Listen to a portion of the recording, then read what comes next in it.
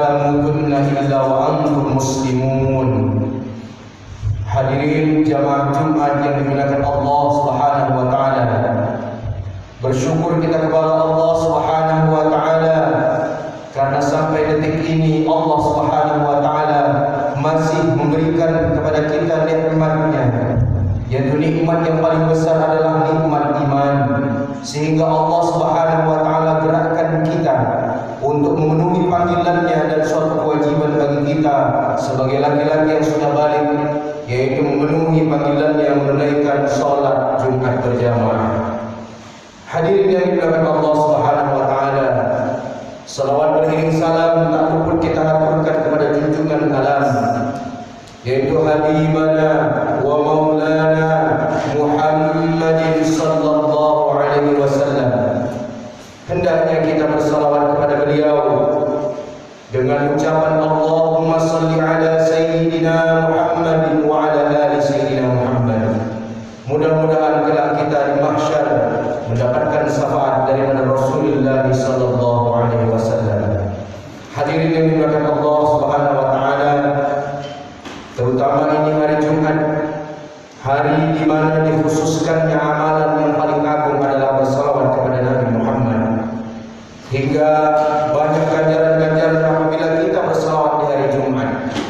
Dikatakan dalam sebuah mafhum hadis bahwa barang siapa yang bersalawat 80 kali ketika Jumat, maka Allah Subhanahu wa taala akan mengampuni segala dosa-dosanya dan Allah catatkan bagi dirinya sebagaimana orang yang beribadah 80 tahun lamanya. Ma'asyiral muslimin rahimakumullah, untuk mengawali khutbah ini izinkan saya berwasiat kepada diri saya pribadi dan kepada jamaah sekalian, tidak bosan-bosannya kita untuk meningkatkan keimanan dan ketakwaan kita kepada Allah Subhanahu wa taala dengan berusaha sekuat tenaga kita melaksanakan segala apa yang diperintahkan oleh Allah dan dengan sekuat tenaga menjauhi segala apa yang telah dilarang olehnya. Ma'asyiral muslimin rahimakumullah, tidak terasa bahwa kita semua ini telah meninggalkan bulan Rajab. Bahkan kita telah berada di pertengahan bulan Sya'ban, yaitu tepatnya hari ini, hari Jumat, tanggal 20 Sya'ban. Bulan yang mulia, dan tak lama lagi kita akan memasuki bulan Ramadan. InsyaAllah mudah-mudahan kita bertemu dengan bulan Ramadan, di mana bulan ini adalah bulan yang agung, yaitu di dalamnya dilipat gandakan semua pahala dalam amalan-amalan kita.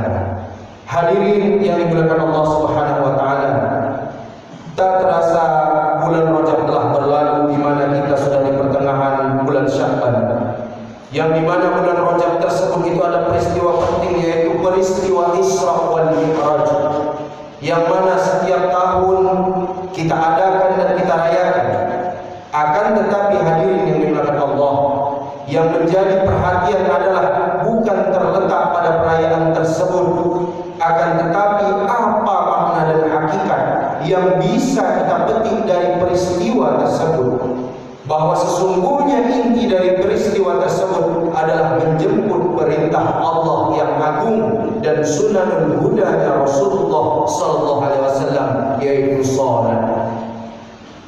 Allah Subhanahu wa taala ketika perintahkan zakat, ketika perintahkan puasa, ketika Allah perintahkan amal-amal yang lain, Allah hanya titipkan perintah ini melalui malaikat Jibril alaihissalam.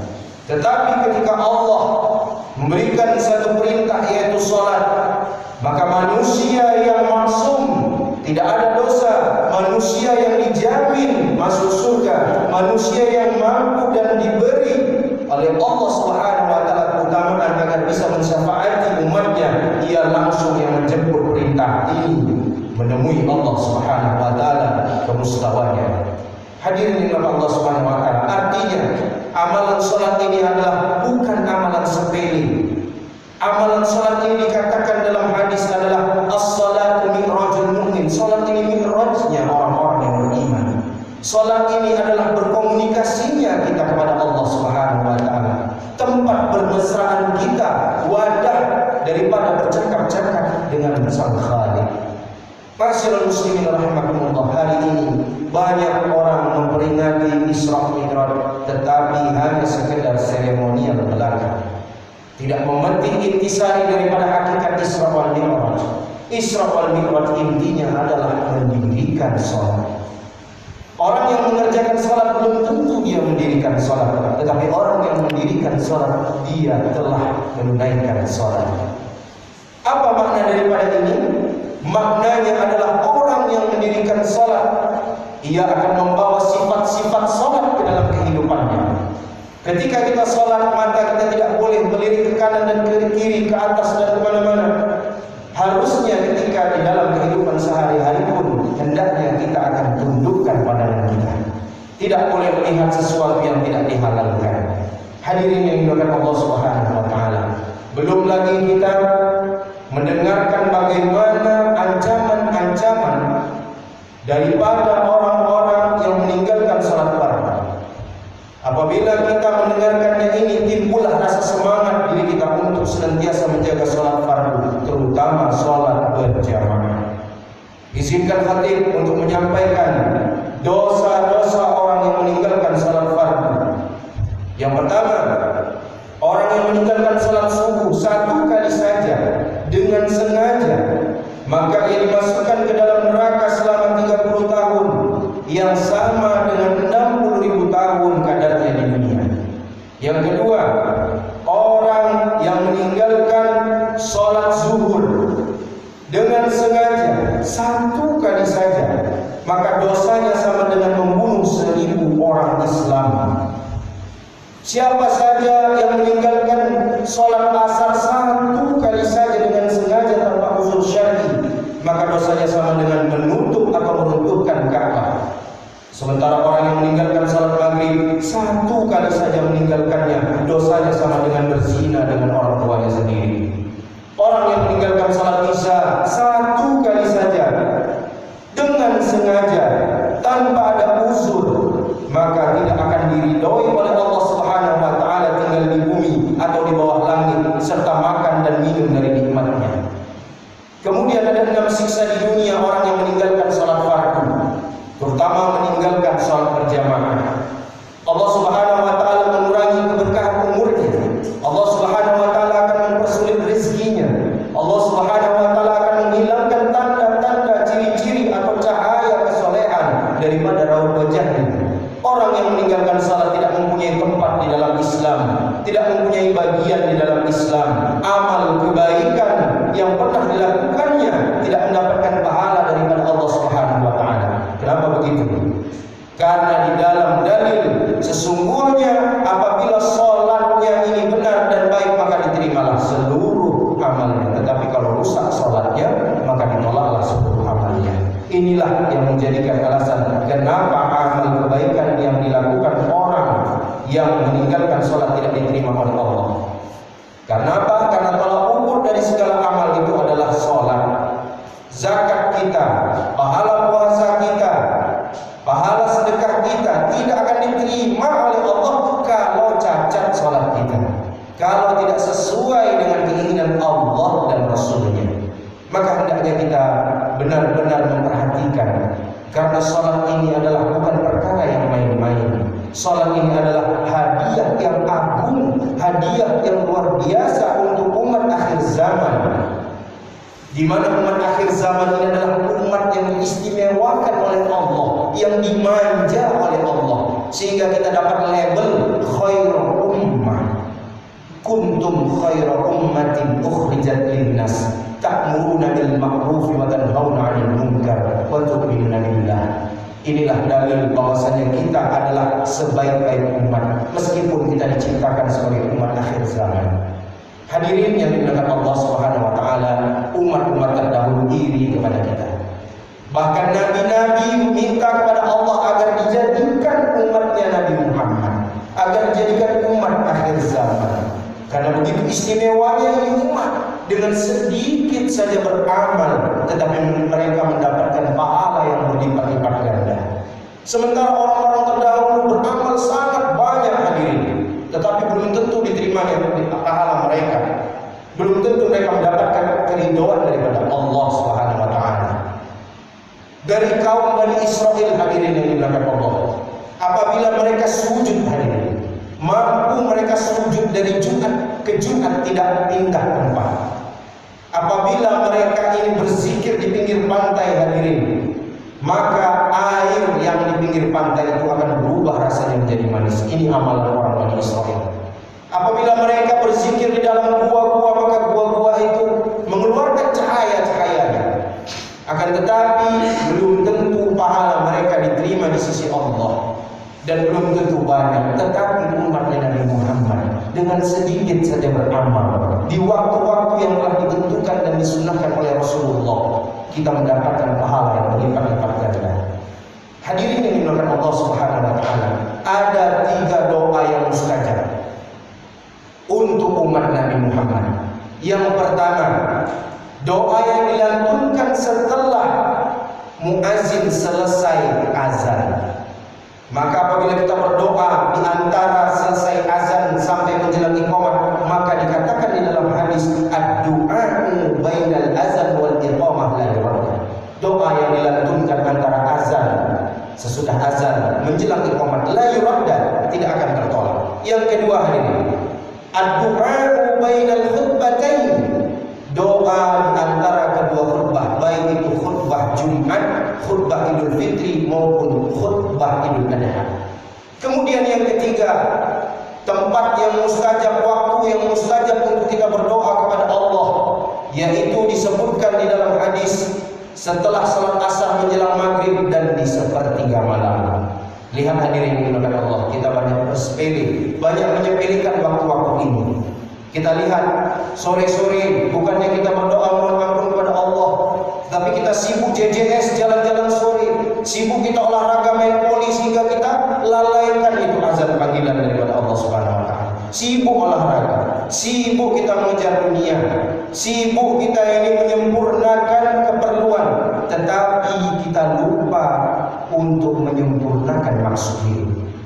Dunia hanya keperluan, tetapi akhirat adalah tujuan dan maksud hidup kita. Hadirin yang dimuliakan Allah Subhanahu wa taala, masih banyak ancaman-ancaman meninggalkan sholat. Tidak perlu sebenarnya kita bacakan semuanya. Orang yang beriman cukup diancam satu saja ancaman, maka dia akan takut kepada Allah Subhanahu wa taala. Karena sesungguhnya ciri-ciri orang yang beriman yang benar-benar yakin pada Allah dan hari akhir, apabila disebut nama Allah, wajilat qulubuhum, bergetar hatinya, ketakutan dia. Wa idza tuliyat alaihim ayatuhu zadatuhum imana, apabila ditunjukkan kebesaran-kebesaran Allah, tanda-tanda kebesaran Allah, bertambah iman mereka.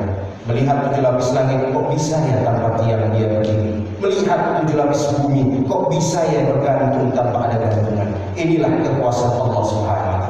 Hadirin yang berkata Allah Subhanahu wa taala, mudah-mudahan kita semua menjadi orang-orang yang senantiasa mendirikan sholat, bukan hanya mengerjakan sholat saja, tetapi mendirikan sholat dan istiqomah mendirikan sholat hingga kita wafat dan kita mampu mengucapkan kalimat la ilaha illallah Muhammadur Rasulullah sallallahu alaihi wasallam. Hadirin yang dimuliakan Allah Subhanahu wa taala, demikianlah khutbah singkat ini. Ada baiknya datang daripada Allah Subhanahu wa taala, hendaknya kita mengamalkan apa yang telah kita dengarkan.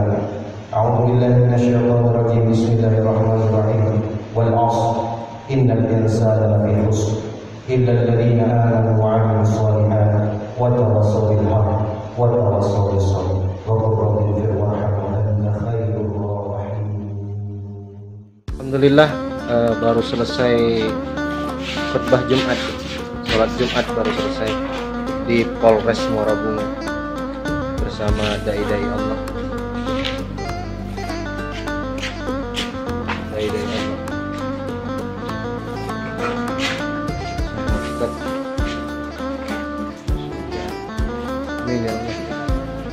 Ini kita akan mengkhususi bersilaturahim ke rumah Bapak Kapolres Muara Bunga.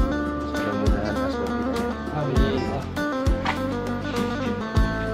Kita akan bersilaturahim ke rumah Bapak Kapolres yang baru selesai, baru keluar. Mudah-mudahan jadi asal hidayah. La ilaha illallah. Alhamdulillah sampai dekat, cuman mutar saja di belakang apa namanya tembok ini musola. Sudah sampai ke rumah dinas Bapak Kapolres. Akan masuk. Assalamualaikum.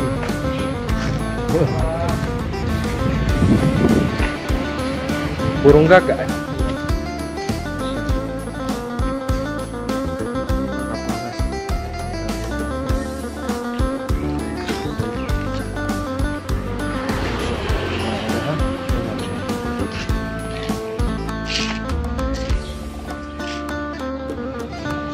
Sambil menunggu Pak Kapolres mungkin baru sampai di kamar ganti baju atau lagi to'am.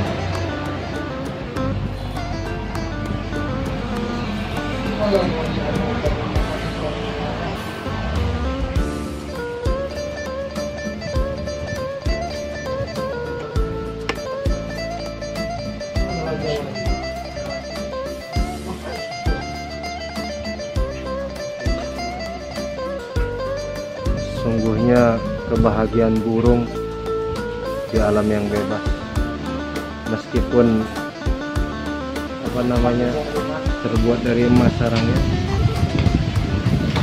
dia nggak mau. Begitu juga manusia. Assalamualaikum warahmatullahi wabarakatuh. Saya Kapolres Bungo AKBP Muhammad Lutfi SIK. Sekarang saya didampingi oleh Ustadz Dika, Ustadz muda dari Kabupaten Bungo. Mari kita dukung channel dakwah beliau Ustadz Dika dengan subscribe dan like. Jangan lupa komen dan share. Pesannya saya, wa'tasimu bihablillahi jami'an wa la tafarraqu.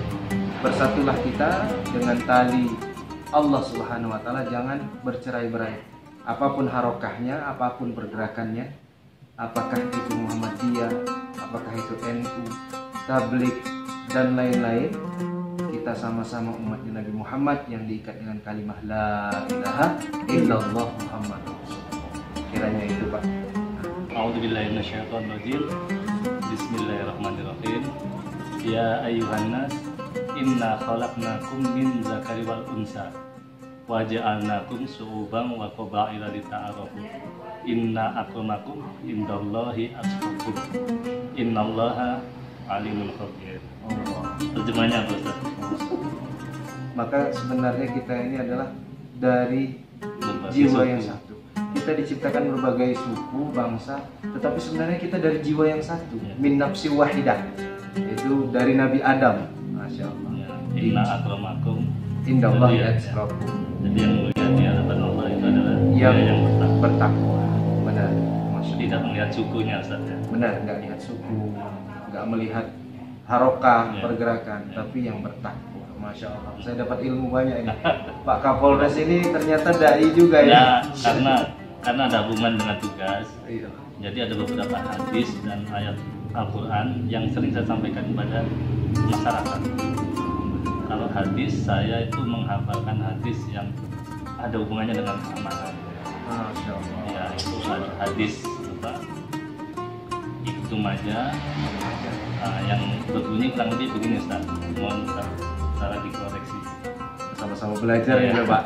Masya Allah. Jadi man asbaha minkum, barang siapa yang bangun di pagi hari mendapati mu'afan fi jasadi, sehat badannya, kemudian aminan fi sirbihi, aman di dalam keluarganya. Nah, ini kan ada hubungannya dengan tugas saya selaku Kapolres untuk menjalankan keamanan ini. Benar ya. Kemudian yang ketiga, indahul butuh yang muihi, ada bahan makanan pokok di rumahnya. Apabila sudah ada 3 nikmat itu, fakaan nama hijat lahu dunia, seolah-olah seluruh dunia dikumpulkan. Nah, itu sebagai wujud rasa syukur kita bahwa kita diberikan kesehatan, diberikan nikmat aman, dan ada bahan makanan pokok. Itu saja kita harus bersyukur, apalagi kita dikasih lebih. Nah, hari ini kita dapat pelajaran banyak. Masya Allah. Nah, Ustaz, karena itu karena bahan saya belajar dari Google juga. Masya Allah. Jadi setiap saya ke warga saya sampaikan ini loh, nikmat aman ini sangat dan kesehatan. Masya Allah. Itu pesannya untuk teman-teman sekalian, saudara-saudaraku dimanapun Anda berada. Insya Allah mudah-mudahan kita semua dapat kemuliaan di sisi Allah dengan cara benar-benar kita menjalankan syariat dan sunnah Rasulullah SAW. Mudah-mudahan kita dapat syafaatnya Nabi nanti. Assalamualaikum warahmatullahi wabarakatuh.